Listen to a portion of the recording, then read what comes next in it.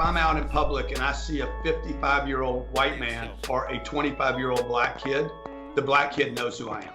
Now, the reason is because we go after that audience and we're talking to them in very street terms, if you will, very not big nomenclature, vocabularies, we just keep everything very tight and simple. What's going on with all my billionaires out there? This the guy Hoods Billionaire. Welcome to Hoods Billionaire TV. Big favor, big abundance. On today's episode, we gonna be talking about, is Grant Cardone a culture vulture? Is he? Let's talk about it. So Grant Cardone been receiving some backlash, some real heavy backlash behind a comment he made where he said that he has 50 to 60% of his audience is young black men, and he said that the reason that his audience is a majority of young black men is because, number one, he markets to them, but number two, he said that he puts it in quote unquote street terms that they can understand. He puts it in street terms. Now, a lot of people took disrespect to that, as they should take disrespect to that. Now, I'm sure Grant probably feel like, well, I was just misworded, I didn't mean to say it like that. But that is what you meant to say, because that's what you feel like is making you a part of the culture. It's no, I be seeing you next to Rick Ross and Kevin Hart and trying to be cool with the guys on Earn Your Leisure and all. Like, it's no coincidence that you strategically position yourself to be next to these people and to invite these people to your 10x seminars and things like that. So it is what you meant to say, even if you trying to position it like I didn't I could have, I didn't mean to say it like that, but you gotta really pay attention. That's what culture vultures do. Like, if you asking me, if y'all look at my book club Sunday, like, this happened while I was doing a bunch of reviews on Grant Cardone's books. You know what I'm saying? I'm an avid, like I say, reader. I love to listen to audio books, read paperbacks. I've read a lot of Grant Cardone's books and listened to a lot of Grant Cardone's books. He has a lot of good information. You know what I mean? He has a lot of good information, so I'm not going to discredit the information or, the information that he's gained over his years of building his empire. But yes, you did mean to say in street terms, because you were trying to be cool, because you wanted to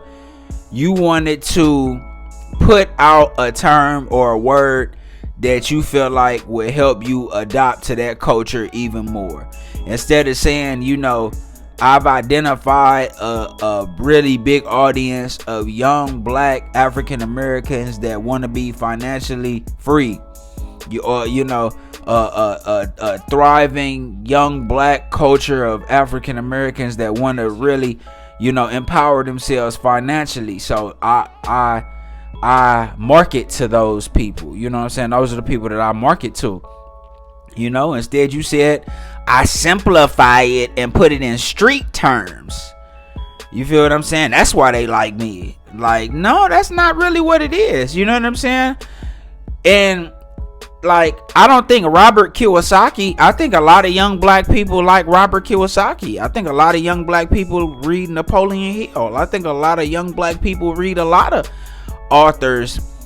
Robert Kiyosaki didn't put Rich Dad, Poor Dad in street terms that, you know what I'm saying, black people could understand. You know what I'm saying? If he just was speaking on his experiences and speaking on how finances work.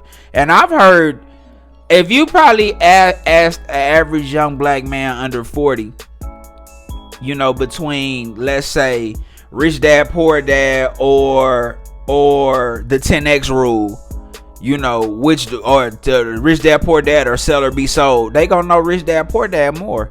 They gonna know Robert Kiyosaki and they gonna know Rich Dad, Poor Dad more. Trust me, I know. So Robert Kiyosaki ain't simplifying shit and putting it in street terms.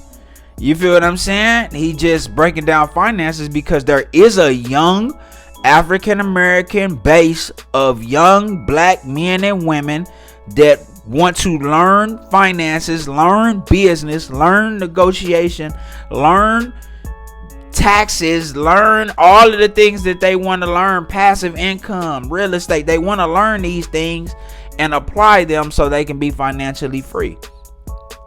So that's definitely some culture vulture shit. You feel what I'm saying? And there's a lot of culture vultures out there, bro. Like, let's just be real, because the culture is not solid. No other culture allows this. Asian people don't allow people to eat off their culture without them being a part of it. Jewish people don't allow people to eat off their culture without them being part of it. Middle Eastern people don't allow people to eat off their culture without being part of it. Of course, Europeans and white people don't allow people to eat off their culture and not be a part of it. So we got to do a better job of sticking together, winning together, solidifying our presence in this U.S. economy, and not allowing people to just come pick us apart and drain and eat off our culture. You feel what I'm saying? Otherwise, you gonna have niggas doing corny shit like this. Oh, we put it in street terms. Come on, bro. I'm disappointed in Grant. Like, I really am. I'm disappointed in him. It kind of just really lets you know how he really feel. You feel what I'm saying? But it is what it is, man. Y'all let me know what y'all think in the comments, man. It's the guy who's being there. Big favor, big abundance. Don't forget to like, share, subscribe. Like, share, subscribe. It's the guy who's being there. Big favor, big abundance. I'm gone.